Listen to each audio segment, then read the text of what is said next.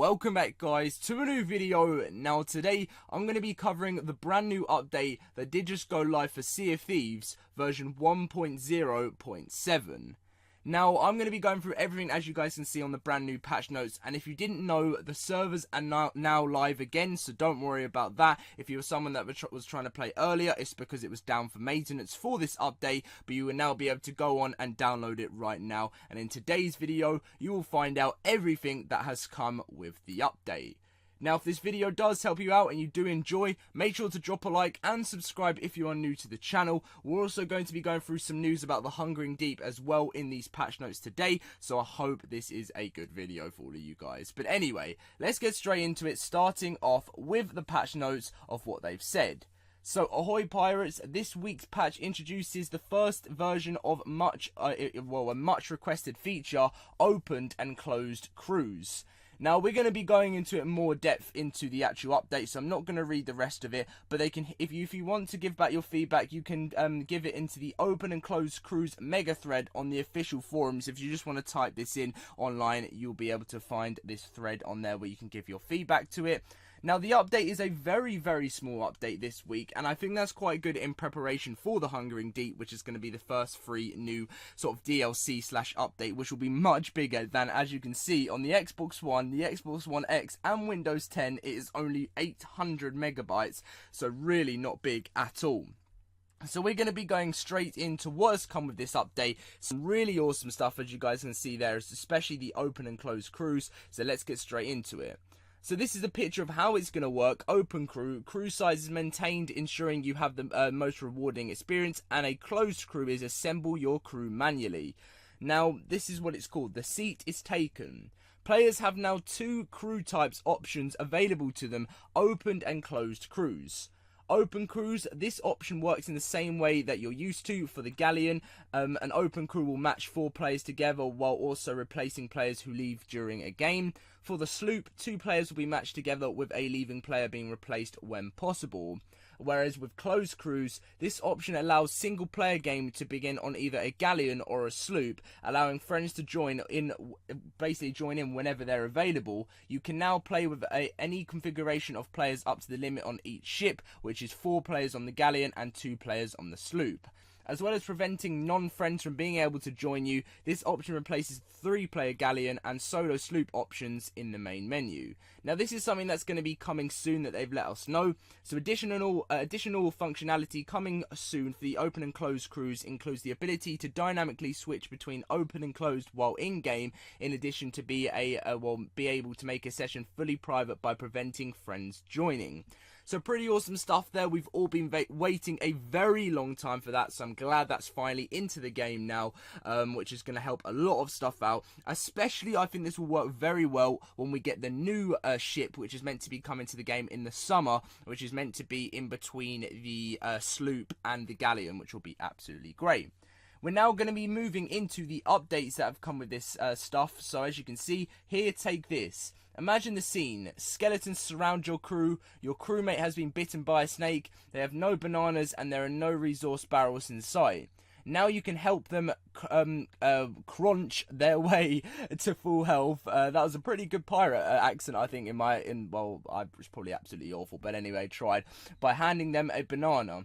This also works with wooden planks and cannonballs. You are a helpful pirate, so you can now gift people your resources, just like on any other game where you can drop a resource and give it to someone else. You will now be able to give your crew something basically to help them out, which is pretty awesome there. So let's say if you've got like 5 bananas and you're on full health, you're not being attacked, and someone on your team is very injured, you can pass them. I don't know how it's actually going to work, but obviously we'll learn this in the update when we get to play today. My update is currently installing, so we will see that there.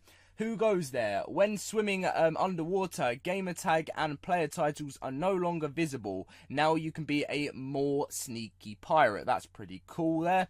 Now in stock, Imperial, actually, yeah, this is exactly what we were waiting for. All these brand new cosmetics and now available to purchase in the Ancient Isles. They were incorrectly listed as available as in patch 1.0.6. This was something that I was very confused about, because when I covered it in the last patch notes, all of this stuff wasn't actually in the store. So this is now sorted, which is absolutely great. So big shout out to Sea of Thieves or Rare for getting that sorted. Flintlock pistol, new sound effects for close fire and reloading. The new, well, not the new pistol, but the flintlock pistol in the game. Icons within the clothing chest. The icons to unequip all or select a random outfit have been updated. And the health bar UI, deciding whether to eat that banana or keep swiping your sword. You'll notice some changes to the health bar UI, which is meant to be quite fancy, which is really awesome. And I cannot wait to start playing today. And I've actually upgraded my internet, so I've been waiting so long. If you guys didn't know, a while ago I moved house and stuff, and my internet wasn't as good as when I was at home. And finally it's sorted, so hopefully I'll have much better internet, which means more live streams on the channel. But anyway, I know some of you guys won't want to hear that. You want to just get straight back in. So progression and economy updates. This isn't something that normally has happened in updates, so this is something new. So price changes. Greedy pirates have had overpriced the castaway rat weapons in the ship liveries, and these have now been reduced. Anyone who purchased items within the set pre-price adjustment will have a difference. The difference that is now in the shop reimbursed very soon.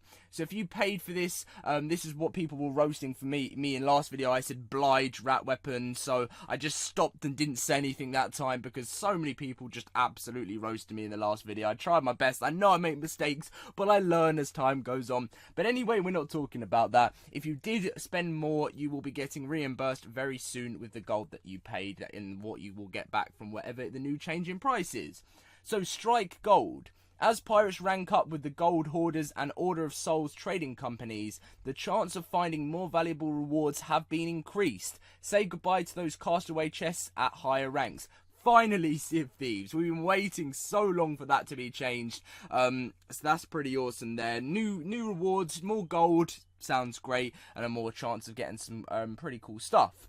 So we're now moving on to the fixed issues place, which is where a bunch of issues that have been happening in the game and Sea of Thieves have been working on. So here we go. So players should no longer experience details such as their pirates, details of their pirates such as hair color, scars looking different from their initial selection. Finally, this was a problem ever since the release of the game, and this has been finally sorted out. And again, the second one, players should no longer experience delayed achievements and commendations from in-game actions. Again, another one we had problems ever since the start of the game, finally being fixed, and I cannot wait just to have a smooth experience away from these problems. Resolved issue that sometimes showed riddle landmarks as glowing rocks. Resolved an issue on a Faithful Isle, which has prevented players from completing riddle voyages. Bounty captains and crew will no longer have their names mixed up. Gunpowder barrels will no longer cause 2 explosions if detonated when being held by a player. Loaded cannons will no longer intermittently appear unloaded when returning to the ship. Starting merchant voyages back-to-back will no longer prevent the reminder to collect crates from appearing. When playing on wide monitors, the setting menu UI will no longer have clipping issues, and being on an Order of Souls voyage no longer causes fewer ambient skeletons to spawn. Cannon, wooden plank and banana crates no longer always spawn empty. That's pretty interesting. I didn't even know. Obviously I realised that some were empty, but I didn't even realise that was quite a thing that happened a lot. Restarting the game will no longer reset the frame rate lock option. Fix the collision issue on the Thieves' Haven. Equipping the Sea Dog hull on the sloop will now match the preview image. Muting all other crews will no longer mute your own crew. The floor texture of the crow's nest on the galleon now appears correctly. Resolved a shader issue caused the balcony outside the captain's cabin on the galleon to appear incorrectly. There is no longer a gap between characters' heads and the hat when it is equipped. Sorry, that was again a very silly move from me there. And restored missing 90 FPS frame rate lock option. So nice stuff there. A lot has been fixed within that update. I'm pretty shocked by that. They've gone really full out on this update, and I feel like they had to, considering it's a smaller one as well, which from the other ones we've had before. I think they had to go all out on this because they've got a very big, obviously the Hungering Deep coming soon. Performance increases, again, quite a few there. Frame rates will now be more consistent during ship battles, sword fights, and Kraken encounters due to visual effect optimizations. That's a pretty awesome one there. Latency has been improved in multiple ship and skeleton heavy scenarios due to server optimizations. Frame rates can now be locked to 100 frame rates per second. These two are PC only, so fix a GPU driver hang/crashes on certain graphic devices. Resolved bug which triggered Copperbeard error when alt tabbing. And also, as we always see in every Sea of Thieves update, multiple server crash fixes and further improvements and optimizations for all platforms are going to be ongoing every single day, guys. There's always going to be further improvements to something. You know, everything in the world is always going to be looking for improvements, and that's just what's going to be happening constantly with Sea of Thieves and their game. So now, as you guys can see, there is only one remaining known issue since the start of the game, which is some players cannot see their downloadable content in game. As you guys know, this has been a very big problem for a while, and people still tweet Rare or Sea of Thieves Twitter now saying what is going on and have to submit loads of tickets and stuff to get their downloadable content. But don't worry, they're still working on this. It's the final known issue left in the game. Obviously, more issues are going to pop up, especially when more like content is added into the game, which is going to be happening quite a lot. So you're always going to see known issues. But it's great to see that the progress of the game ever since the start, that they had so many known issues, and now they're down to their final one. But anyway, guys, that really is going to be the end of the video. You can pause it at any time while I scroll up now if you want to like pause and read through anything else yourself, because there was a lot of fixed issues, which was great in that update. It was so good to see that, because usually that list is much smaller than it usually is, and obviously progression and economy updates is something great to see there. And then the main big thing that you can pause at these updates, but the main big thing that we've all been waiting for this update was to see that we can now have an open or closed crew option within the game. But that is going to be today's video. If you did get all the news, and if you want to make sure you keep up to date with all the Sea of Thieves news, drop a like on today's video, subscribe if you want to see more, and turn on notifications. You'll see ARC videos as well on this channel, but obviously whenever you see a Sea of Thieves video that you might want to watch, even might want to watch an ARC video, you will always keep up to date with absolutely everything. I'm trying to be the biggest news source for the game that I can, and that is what I'm trying to be doing anyway. But thank you for watching, and I'll see you guys. Oh wait, there was actually something before I say goodbye. There is meant to be a Hungering Deep trailer this week. Now, I'm a little bit confused to why it wasn't in these patch notes, because that's what we were all expecting. But hopefully, if you're wondering where the Hungering Deep is, in the next few days, we should see the trailer appear. Anyway, I will be giving you news on that as soon as I know. But this is officially the end of the video. See you guys later.